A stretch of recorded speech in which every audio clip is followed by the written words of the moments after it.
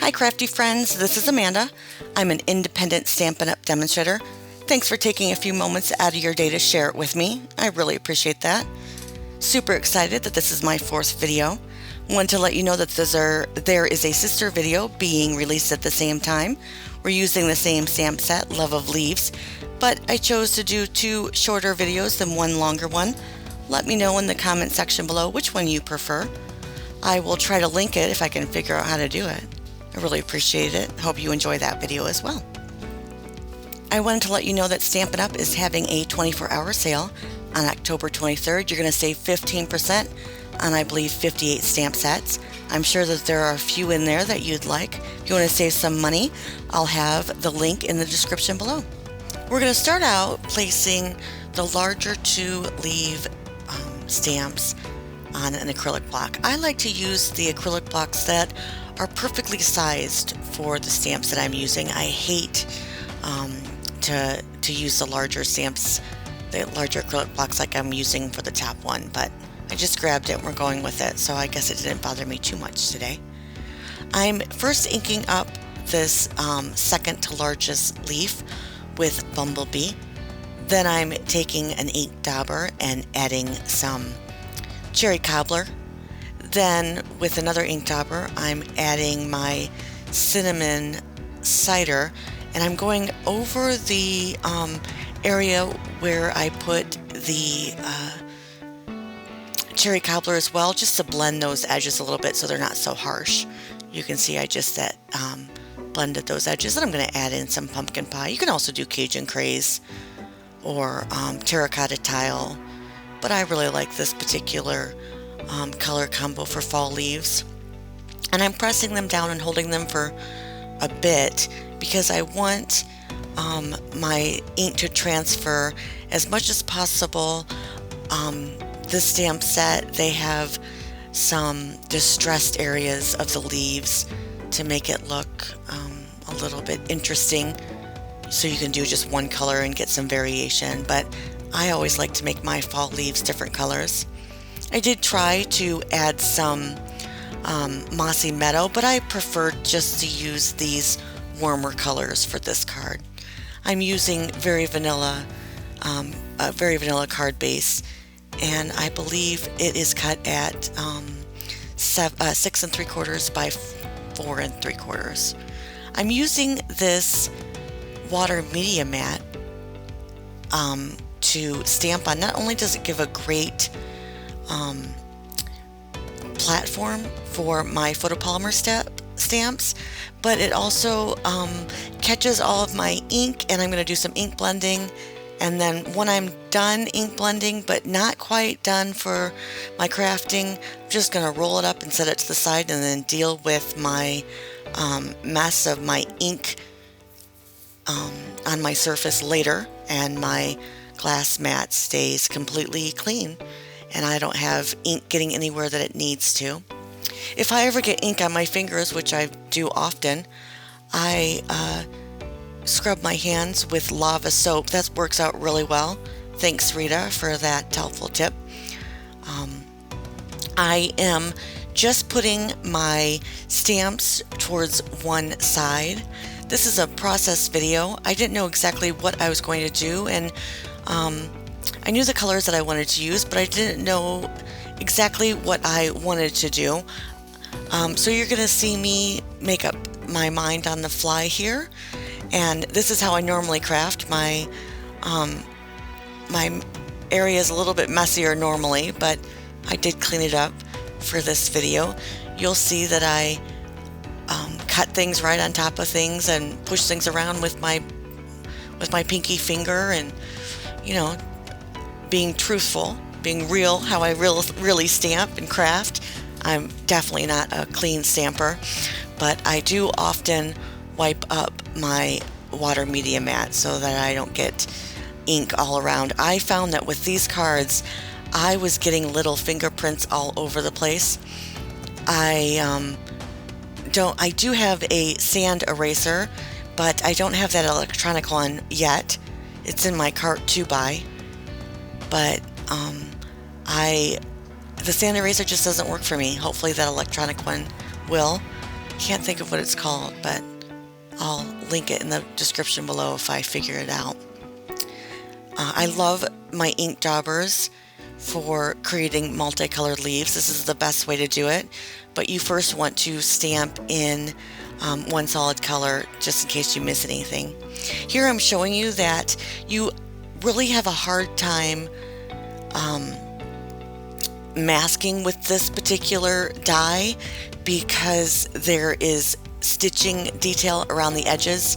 So when you mask, that stitching detail comes through, and then when you try to ink blend over the masking, it doesn't work. It comes out. So masking does not work on these particular dies. This is how I normally do my splatters. I just take a acrylic block and dab it into my ink and then add some water and splotch away. I'm getting better at my ink splatters. I think I found the perfect paintbrush, and that always helps. Alright, so I'm doing this ink blending here and I'm coloring it all in one color. I love the fact that on this media mat I really don't have to hold my die cuts, so I have an easier time not getting my hands all dirty. And I'm using the same blending brush, which normally I don't. Normally I have one for most of my colors, but I just decided to do one ink brush at the moment, and I just grabbed my towel that I use and my microfiber cloth and brushed it out from there. I went lightest to darkest anyways, so it worked out. This is, I believe, Cajun Craze. I love Cajun Craze for fall colors. Hope you're using the Cajun Craze. That's the only time I ever use it is for fall. But I'm ink blending, not sure what I'm going to do with these, but I know I want to do something with them. See, I just fold it up and bam! I have a clean workplace to finish up. I love it. Love this media mat. It was the best purchase. Wasn't too expensive. And I did, like I said, I did the splotches, which I'm pretty happy with. I think that they really made the card. I sped up this to, I think, 500. So I'm normally not this fast, and I am taking my time. You see me twiddling my fingers over there because I really don't know what I want to do. This stamp set and the die bundle, it does come as a bundle, so you save 10%, but this bundle has these most interesting second dies that put in some detailed stitching. It's wonderful. I am using post-it tape to hold it down, but post-it tape will not hold to the ink blended paper. So make sure that you get, if you are going to use post-it tape, make sure you make it large enough to put on the plate if you're going to do that. I decided to use Bumblebee, and then I thought I'd use this woodland in a half circle and woodland embossing folder. I have a very difficult time using embossing folders because I make 5x7 cards, 7 cards.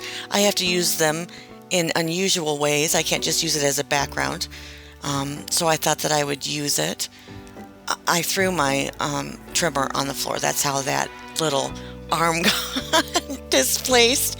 I was knocked it over when I was in the zone working, and I didn't pick it up until just then, so that's why that arm was off.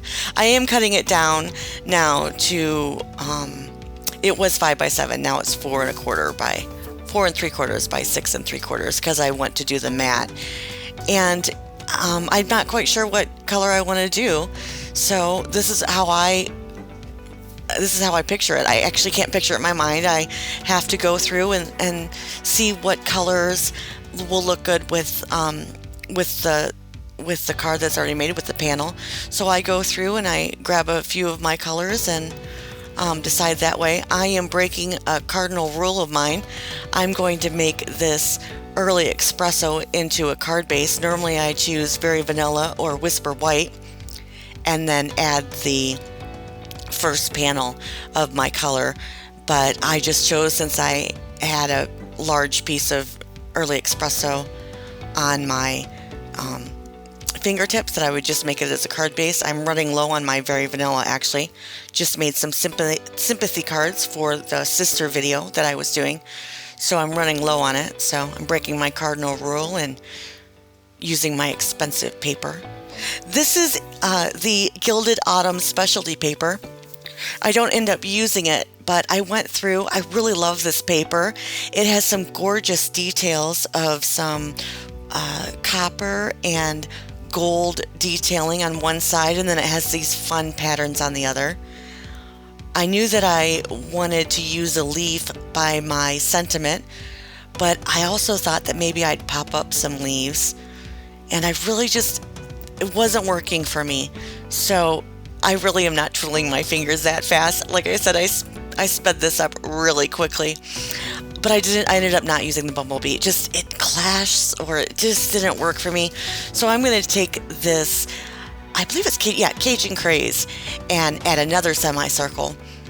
And for this one, I knew I didn't do it with the woodlands, so I did the subtle. And this is my very favorite embossing folder. If you don't have it, you need to grab it. It makes the card. It just brings the texture that it needs without being distracting like the woodland folder. So I was able to choose which particular die cut that I wanted, because I had ink blended all of the different leaves. I'll use them for something else, but I decided to use I Thought of You Today as a sentiment. I know that that could go either way, which is a nice card for birthdays or sympathy or just thinking of you or get well soon. It's a great sentiment. I love sentiments that could go either way, because then I don't have to finish the inside of the card until I need it. I found myself not having any cards because I wasn't crafting very often, so I've got to get my supply back up. So now I'm just making a ton of cards to sit and wait. I always seem to need a card when I don't have a card. I would suggest you do not use this die from Hippo and Friends. Just use the what is that? An oval. The oval looks so much nicer, but I'll cover it up with my leaf. But this is really how I make my cards. I don't measure anything when I'm making and designing my cards. I just use my fingers, use a pencil, estimate. Sometimes I cut too much, sometimes I cut too little, and if I cut too much, then I have a smaller piece. I just put it in my scrap bin and grab another piece of paper. I can't measure beforehand. I have to see it, which is terrible for a card maker, but I have to see it. I am going to ask you to like and subscribe this video, and most importantly, I ask you to comment below, please. I like to read your comments. I like to hear your suggestions. It's so much easier to know what you guys would like. Do you want some more beginner videos? You want some more advanced? You want some techniques? What are you looking for in your videos that you watch? I click on videos if I like the card. Even if I know how to make them, I like to watch other people make cards. So that's what I do, but that doesn't mean that that's what you do, and I'd love to hear from you, and maybe you could tell me what my next video could be. That would be very helpful. I refuse to start my Christmas cards for at least a week. Everyone else is doing Christmas cards, and I can't get into the mood until I hear Christmas music, so no Christmas cards for me. All the supplies that I use are going to be linked below. I'll have that in the description. I finally figured out how to do that, and my descriptions are going to be a little more descriptive. I also decided to start a blog because I thought that it might help you guys with getting the sizes of my final sizes, I should say, not where I start, but my final sizes of my pieces of paper and the products that I use. So what do you think of this set? I really enjoy this set. I knew I had to have it when I saw it, and I decided not to use any designer series paper, but I really tried. I know I haven't been using it, and I tried really hard to use it on this one, but I'll use it on the next stamp set, or I'm sorry, card that I'm going to show you, which is in the sister video, because I wanted to do 2 cards today, but the video was like, I don't know, 30 minutes long, and I thought, oh, who wants to watch a 30-minute video? Maybe one day when I do a live, you'll see actually how slow I do it, and then it will be like a 3-hour video. When I first put all of my video clips over, it was over 56 minutes, so I cut this down a lot. So see, I just don't think it'll work with it popped it up. I think it looks good as a 1-layer card. You can see here my sister card. If you'd like to watch that video, I'll have it linked below.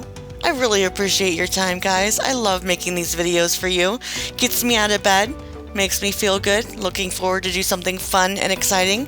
I'd love to chit chat with you, so please go over to my blog or my Facebook page, A7 Card Makers, and share an A7 card.